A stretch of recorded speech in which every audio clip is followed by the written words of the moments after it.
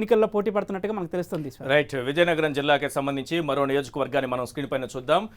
మనం చూస్తున్నాము చీపురుపల్లి నియోజకవర్గం. ప్రధానంగా చీపురుపల్లి అందరి దృష్టిని ఆకర్షించడానికి కారణం ఇక్కడ బొత్స సత్యనారాయణ వైఎస్ఆర్సీపీ నుంచి పోటీ చేస్తున్నారు. కిమిడి నాగార్జున వారసత్వంగా టీడీపీలో నుంచి పోటీ చేస్తున్నారు. రైట్, వీరిద్దరి మధ్య పోటీ ఏ రకంగా ఉంటుంది, వీరి బలాలేంటి బలహీనతలేంటి, ముందుగా కిమిడి నాగార్జున బలాలేంటో ఒక్కసారి చూద్దాం. సిట్టింగ్ ఎమ్మెల్యే మృణాలిని కుమారుడు కావడం, ఆర్థికంగా సామాజికంగా బలమైన రాజకీయ నేపథ్యం ఉన్నటువంటి కుటుంబం నుంచి రావటం, యువకుడు కావడంతో యూత్ ఓట్లు కలిసి వచ్చేటటువంటి అవకాశం ఉండటం ఆయన బలాల్లో ప్రధానంగా మనకు కనిపిస్తున్నాయి. ఇక బలహీనతలేంటో కూడా ఒక్కసారి మనం స్క్రీన్ పైన చూద్దాం. ప్రత్యక్ష రాజకీయాలకు కొత్త కావడం, మృణాలిని పనితీరుపై స్థానికంగా తీవ్ర అసంతృప్తి ఉండటం, బలమైన క్యాడరున్న త్రిమూర్తులు రాజు రెబల్గా బరిలోకి దిగటం అనేది బలహీనతలుగా కనిపిస్తున్నాయి. ఇక వైఎస్ఆర్సీపీకి సంబంధించి బొత్స సత్యనారాయణ బలాలేంటి బలహీనతలేంటి చూద్దాం. ముందుగా బలాలు, రాష్ట్ర రాజకీయాల్లో క్రియాశీలక నేత కావడం, ముఖ్యంగా వైఎస్ఆర్సీపీలో కూడా కీలకమైనటువంటి నాయకుడిగా ఆయన ఉన్నారు. మంత్రిగా నియోజకవర్గంలో చేసినటువంటి అభివృద్ధి పనులే తనను గెలిపిస్తాయనే నమ్మకం ఉంది. గతంలో ఆయన మంత్రిగా పనిచేశారు. నియోజకవర్గంలో బలమైన బంధువర్గం కూడా ఉంది, అది కూడా కలిసి వస్తుందని భావిస్తున్నారు. రైట్, ఆయనకున్నటువంటి బలహీనతలేంటో కూడా ఒకసారి మనం స్క్రీన్ పైన చూద్దాం.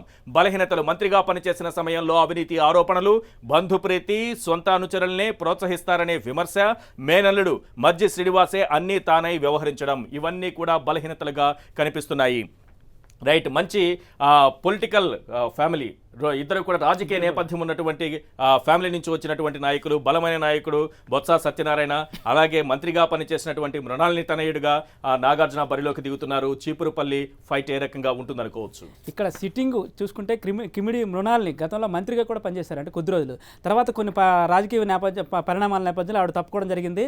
అయితే చివరి నిమిషంలో మాత్రం ఈ సీటుకి సంబంధించి చాలా రచ్చ జరిగింది టీడీపీలో. అంటే స్థానికంగా మనం చూసుకుంటే చాలా వ్యతిరేకత వ్యక్తమైంది ఆ టీడీపీ శ్రేణుల నుంచే.